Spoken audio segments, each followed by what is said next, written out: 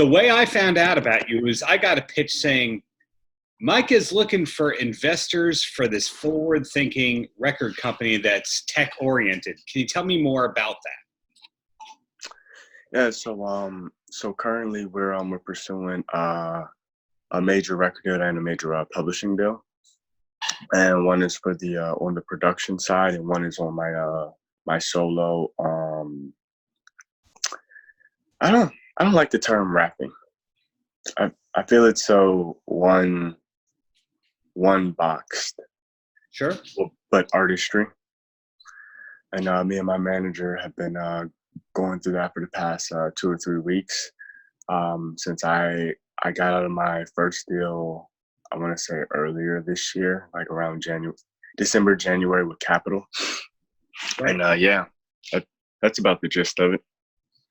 And you found success pretty early on. I could think of artists who didn't make it until they were 30, 40, 50 years old. And here you are in your early 20s and you're already having these big cuts and these big hits. When did you know that this was going to be a career and not just, I do this and music? You know, man, I give a lot of it to my dad because he was a professional athlete. So since I could walk, he always had me in something.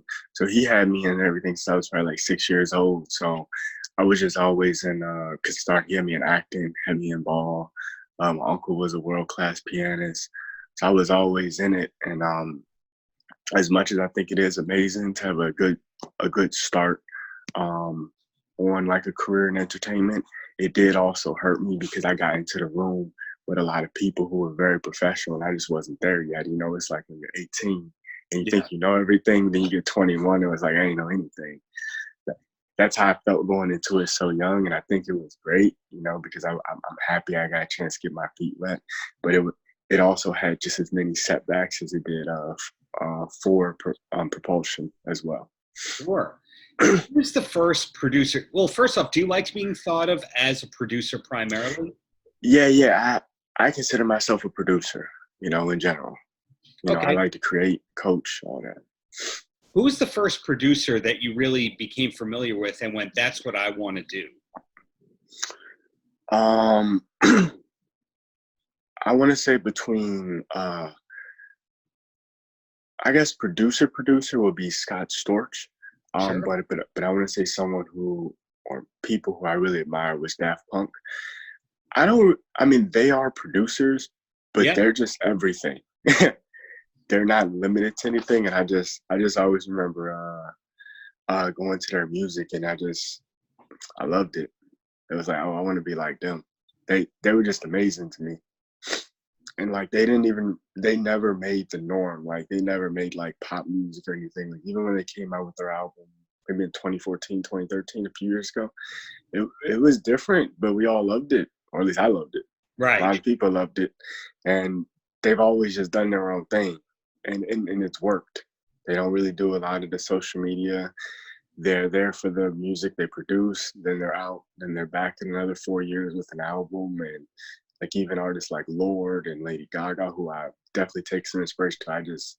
I love how they do what they got to do, and then they're out of the scene. They're in the background. Yeah, even before that, All Around the World was a great hit song and music video in the late 90s. So you have great influences, but being not just a producer, but somebody who's also doing the record label thing, was Rick Rubin somebody who was a big inspiration to you? You can feel free to say no. When I first got into it, I'm gonna be honest, I didn't know a lot about Rick Rubin, and then as I started to learn more, I'm interested in following some things that he laid down, but I can't fully say a full inspiration because I didn't know. I don't know a whole lot about him. Got it. But from what I know, I like. Well, he co-founded Def Jam with Russell Simmons, and so the Beastie Boys, LL Cool J, Public Enemy, etc. And then he found the whole thing with Rick Rubin, with the Red Hot Chili Peppers and Slayer and all that kind of stuff. So it all goes for decades. So back to you here, coming out of Maryland. I know Drew Hill was from Maryland. Who was the first Maryland artist that really got behind? I believe Tupac was born in New York, but he lived in Baltimore, something of that nature. Um, Maryland doesn't have too many musicians that I'm aware of out of there. Uh, every now and then there's somebody. Yeah. Composer Dan Deacon, he's got his stuff going on, but the key is you're here to blaze the trail for Maryland, I guess. Yeah, and that was my problem. And I mean, that's one of the reasons why I moved out here to Los Angeles. Is from like when I was young, and we was making beats. I used to see guys like Wale. They were down in DC at the basketball court. We like Maryland, you drive the whole state 2 hours. Anybody tell you so you see everyone. And it's like all the guys that were there, like IDKJ. One of my friends, DJ Miles, he's Rico Nasty's tour DJ. We went to elementary school together. Rico Nasty she lived just a few houses down from me. Like, the one thing I noticed, and and I was trying to tell a lot of people or a lot of the artists I was growing up with, is that our style, like DC's go-go music and stuff, is cool, but nobody cares about it outside the DMV, and it just don't work. When I was saying formula is you gotta take it pop. You got to make it pop. That's the only way it's ever gonna work. If you can't translate it into pop music, you just always gonna be in that area. And that's basically what happened. I think Wale had the best chance. Obviously, he had some record label issues with MMG. He almost got out, but every other artist they couldn't break away from that style. And they tried, but when they started trying, it was too late. And when I was making beats, like everybody used to ask me, like, "Man, you got that trap music, you got the trap beats." I'm like, I don't like making that. It's not going nowhere. Trap elements are going to be around. Yes, I agree. The snares, the kicks, the 808s, those ain't going nowhere. But as far as like the style, only 2-3 years. You had that little Chief Keef Chicago drill era. You had the Walk era, and that was done. Everything after that, even the guys with 808 Mafia that were doing that specific style, they're not around anymore. The guys that progressed were still there. They turned Atlanta. Future came through. They really helped influence that pop culture in Atlanta, and that's why that genre style continued to progress. I felt in the DMV, nobody was trying to make it pop. Like as much as I like the more conscious style. Well, Logic is from Maryland. I forgot about that. Oh yeah, you're right. And he kind of got it. He had a dual advantage with the with coming in there because he had a crazy story too, and he's really he found a way like Joyner Lucas to like do real rap but still keep a strong chorus and actually make it a earworm. Yeah, he had a lot of earworms, and outside of that, not too many people really were able to do it. I'm there with that. And I think it's sad because DMV got so much great talent from sports to music. It's so many like kids there who are just amazing at what they do, just amazing. and they just stay there. So like as soon as I could, I came to California. I was like, I gotta get out the DMV immediately. Yeah. You were talking about go-go before, and Dave Grohl from the Foo Fighters, who's from out there, had a big part of his documentary about treble funk and the whole go-go scene out there. And of course, punk rock happened in DC with Henry Rollins and Black Flag and all that. So there is history. It's just there's a lot of room to grow on the hip-hop end, and fortunately, you're one of the people pushing it. And when it comes to you and your production, are you the kind of person who's writing every day, or do you just write one song every 2-3 weeks? So for example, usually it's semi-daily, but I have like big creative pushes. Like this week, one of my artists came out from North Carolina.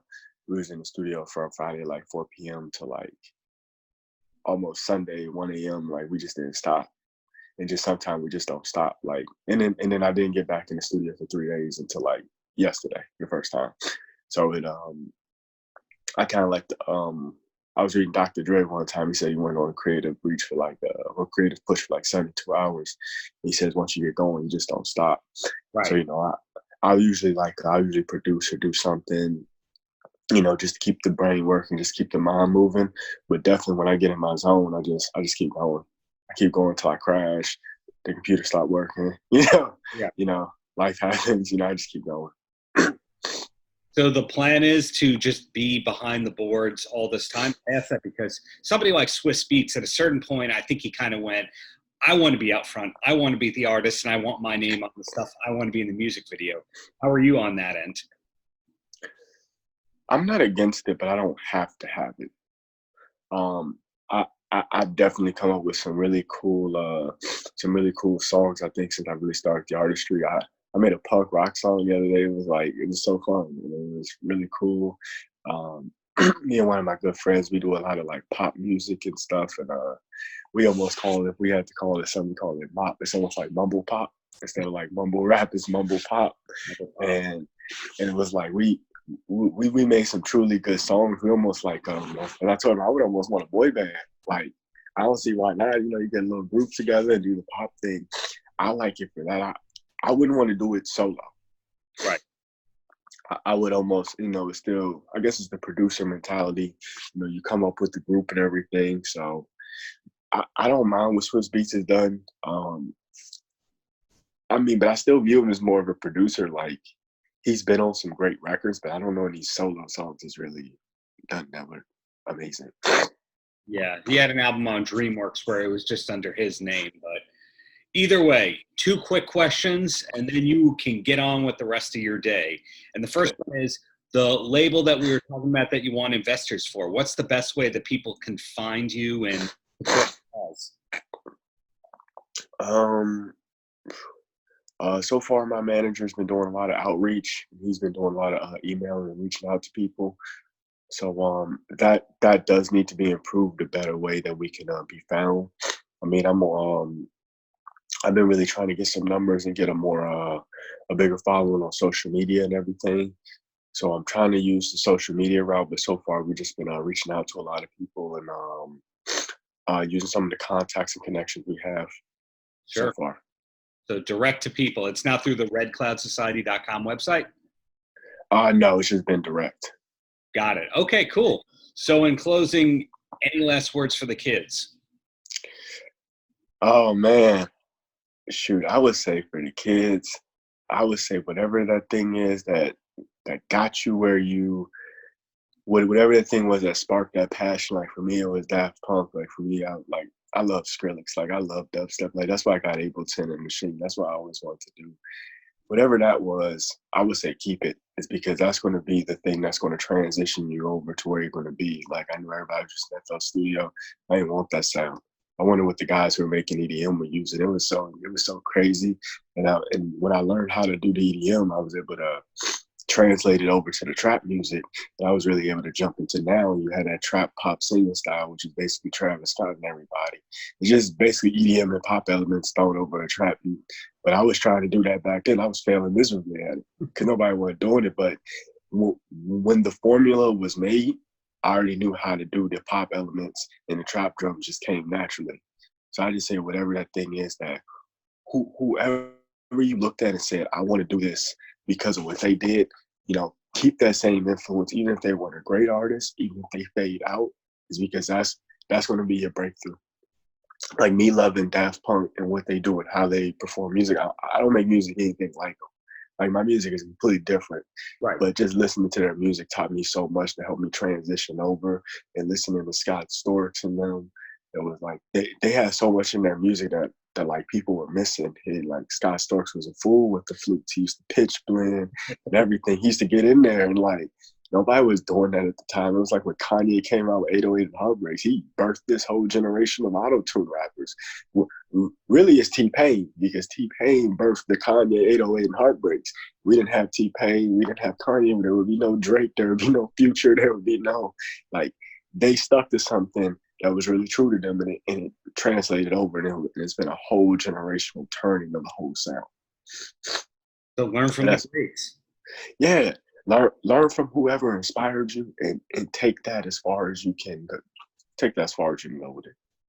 Great. Well, thank you very much for your time and best of luck.